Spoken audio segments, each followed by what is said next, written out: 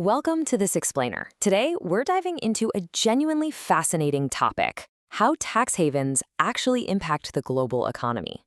But before we get into the murky mechanics of evasion, let's take a quick step back and ask, what is tax, fundamentally? Well, think of it as the financial fuel for society's engine. It usually comes in two main flavors: direct taxes, so things like income and corporate wealth, and indirect taxes on everyday goods and services. Today, we're deconstructing political economist Richard Murphy's powerful thesis on how this vital fuel gets secretly siphoned away. To do this, we're going to be relying on some brilliant CSS and PMS exam preparation notes provided by instructor Tausif Iqbal Khan from Dawn Times. If you're prepping for competitive exams, you absolutely need to subscribe to Dawn Times for this exact caliber of structured analysis. All right, let's jump right in and clear up a massive misconception right off the bat. People throw around offshore and tax haven like they mean the exact same thing, but they really don't. An offshore transaction, that's just a geographic reality. It literally just means a financial transaction is happening outside of your home country. No big deal, right? But a tax haven? Now that's entirely different. That is a physical place with a highly engineered, deliberate set of laws specifically designed to favor non-residents. It's not just a location, it's a proactive legal structure.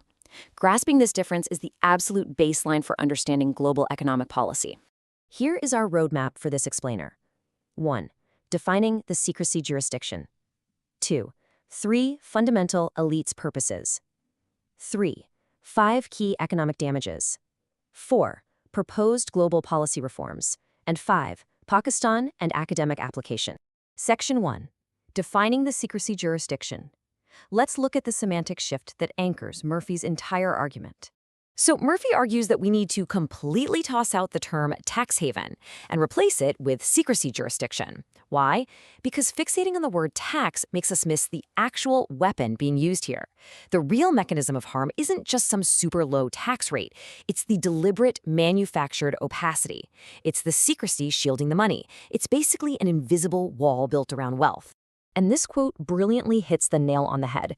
Murphy says, the real problem of tax havens is not tax abuse itself, but the secrecy that permits that abuse. The whole architecture of these places, we're talking layered webs of trusts, shady foundations, and shell companies set up by highly paid lawyers and bankers. It's all explicitly designed to hide information from governments, regulators, and everyday people like us. Because at the end of the day, you literally cannot regulate or tax what you can't see. Section 2. 3 fundamental elite purposes. This brings us to a huge question. Who actually benefits from all of this? According to our source material, these jurisdictions aren't just sitting there passively. They are actively working to achieve 3 main things. Number 1, they undermine laws to specifically benefit the elite who can actually afford to access this hidden, expensive architecture. Number 2, by hiding all this taxable wealth, they literally starve elected governments of revenue, which entirely prevents them from delivering on their democratic mandates to voters. And number 3, they are actively increasing the global concentration of income and wealth into fewer and fewer hands. It's a massive wealth transfer upward. This quote really brings it all home. Murphy talks about the threat tax havens pose to our revenues, markets, economies, and ultimately to our democracies. This isn't just some abstract economic loophole for accountants to stress over. It is a systemic, foundational threat. By draining revenues and distorting markets, these secrecy jurisdictions are directly threatening the very fabric of democratic accountability everywhere.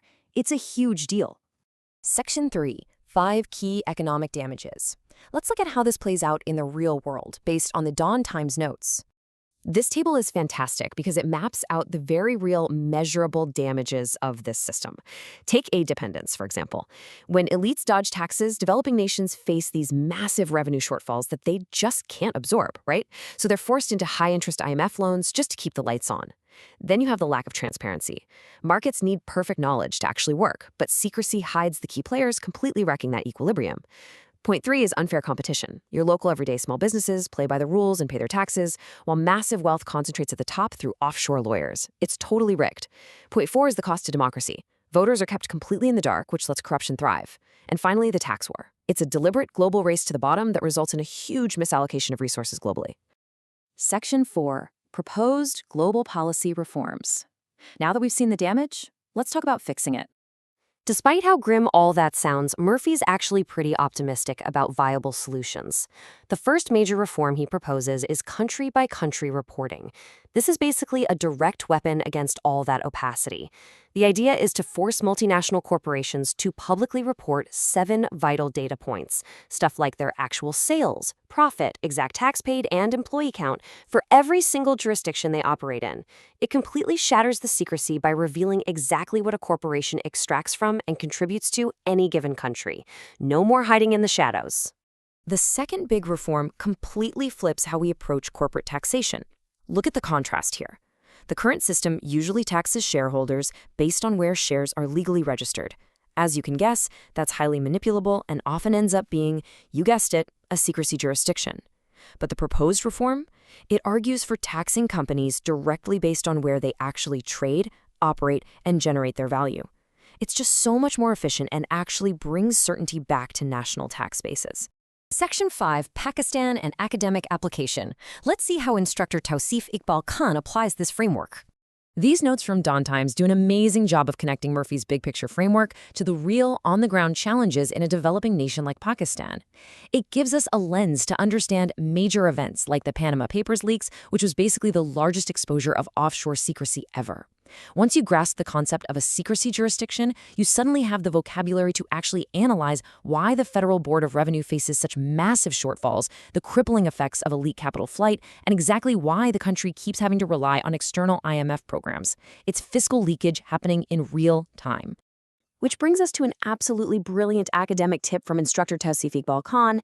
If you're writing an essay or taking an exam, don't just write tax havens are bad. Use this kind of analytical language instead. Tax havens function as secrecy jurisdictions that create a layered web of trusts, leading to fiscal leakage and democratic deficit in developing states like Pakistan. See the difference? That shows a profound grasp of global economic mechanics. It perfectly synthesizes this entire explainer into one punchy, high-impact sentence. And honestly, this is exactly why resources like Dawn Times are an absolute must for competitive exam prep. So we have the framework, we see the devastating economic damage, and we even have solid proposed solutions. But as Murphy points out, policy doesn't mean a thing without actual commitment. None of this matters unless we can answer one final, highly provocative question. Do our politicians actually have the political will to reconnect with their electorates and finally